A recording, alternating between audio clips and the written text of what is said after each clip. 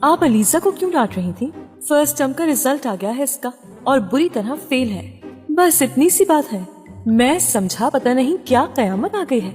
वैसे granny, fail तो बस फेल होता है। अगर वो बुरी तरह से फेल है तो क्या कोई अच्छी तरह से भी फेल होता है? फजूल बातें मत करो उमर, तुम्हें पता है ये 2 सब्जेक्ट्स में फेल है। रियली?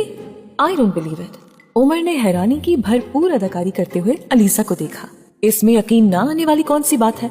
कांग्रेट्स कजिन, तुमने तो हैरान कर दिया मुझे। वो काम किया है जो इस फैमिली में पहले कोई मर्द भी नहीं कर सका।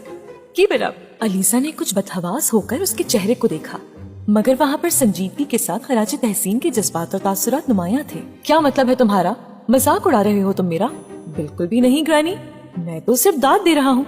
फेल होने वाले को दाद दी जाती है? नहीं, खाली दाद नहीं दी जाती, हौसला अफजाई भी की जाती है। फेल होने वाले को दाद देते हैं और उसकी हौसला अफजाई करते हैं। दाद और हौसला अफजाई सिर्फ ऐसे काम पर दी जाती है जो इससे पहले ना किया गया हो। जैसे हमारी फैमिली में अलीजा वाला काम पहले कभी किसी ने नहीं किया। दाद और हौसला अफजाई हर अच्छे काम पर दी जाती है। आप साबित करें ग्रैनी कि फेल होना एक बुरा काम है। आप बताएं, आज तक कभी किसी को एग्जाम में फेल होने की वजह से उम्र कैद या फांसी हुई?